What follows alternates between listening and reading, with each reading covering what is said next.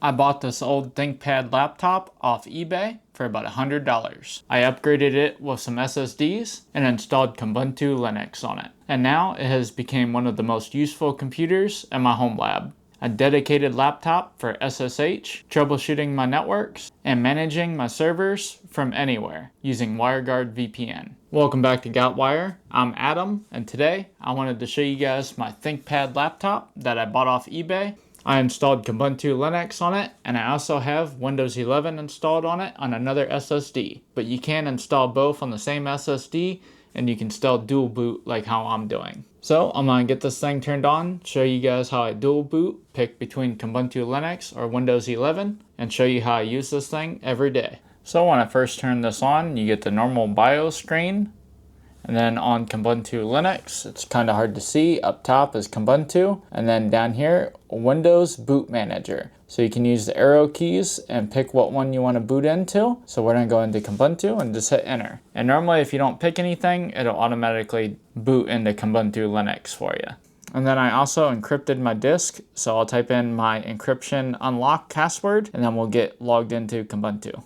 So here's what it looks like after you type in your password to decrypt the drive. You just have your user there, and then you type in the password for your user. Alright, and this is what you get once you log into Kubuntu Linux. I got Firefox, I use Firefox. You guys can install Chrome or whatever you want to install if you decide to try Linux. I used Windows 11 for years, and I finally switched over to Linux, and I found a distro that I liked, Kubuntu Linux. It's really similar to Windows 11, but it's just different enough to make it fun, especially if you like tinkering with things like how I do. But the first thing I got here on my desktop is gotwire SSH shortcuts, and I just have the terminal saved down here in the bottom left. So to get into my home TrueNAS VM, I'll do SSH TrueNAS VM.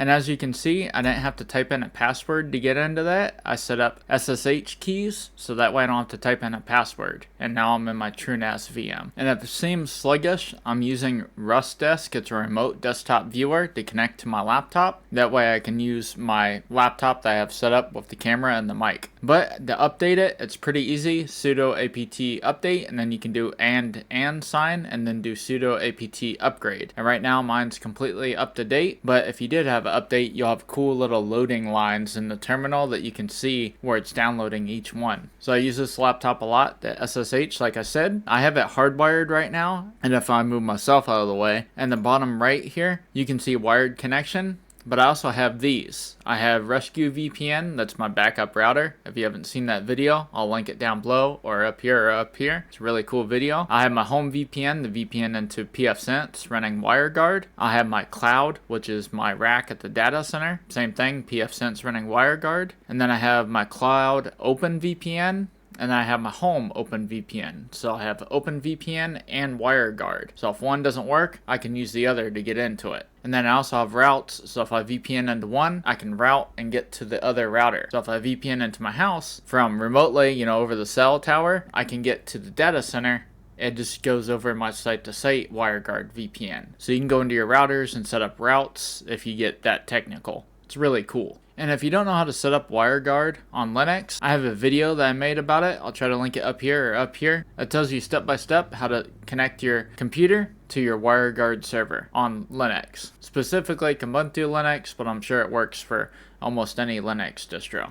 And I also installed an upgraded Wi-Fi chip in here so I can pick up Wi-Fi 6E. And then in my file explorer, I have my backup NAS at the data center. It copies everything from Atom over to my backup NAS. I was using SyncThing, but now I have it as a cron job in Linux. I just spun up a Linux VM and set up a cron job on it. And then I also have my YouTube NAS, which is a Ubiquiti 2U NAS. But everything here just feels way more responsive than Windows 11, which is one reason why I like it. And also Windows 11 can do some shady stuff, and Linux, I feel like, you set something, it stays set. Now on Windows 11, once you do an update or whenever they feel like, they just change all your settings to however they want to change it. And another piece of software that I use is a remote desktop. You can see it here, it's Remina, REMMINA. Remote desktop client. It allows you to connect to Windows 11 desktops, kind of like the Windows Remote tool in Windows 11.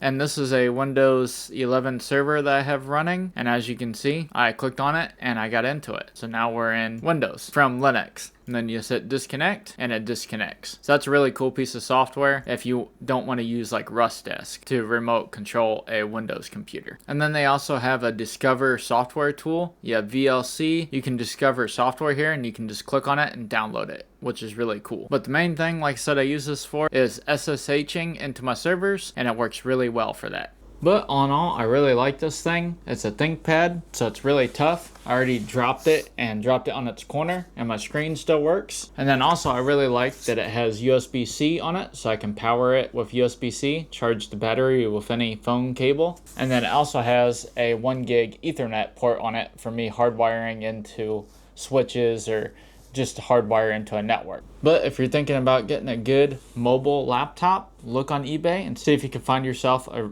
good used ThinkPad. This one has an i7-8550 with 16 gigs of RAM. It did only come with 8 gigs of RAM, but I had a little SODIMM 8 gig stick of RAM laying around and I slotted it in. But you can find some pretty good deals on these ThinkPads on eBay. So like I said, if you're considering getting one, I would definitely get one. But that's all I have for you guys today. If you want to buy anything for you guys' PCs or networking setups, I'll have everything that I use linked down below in the description. But anyways, I hope you guys liked the video. I'm Adam with Gotwire, and I'll see you guys on the next one.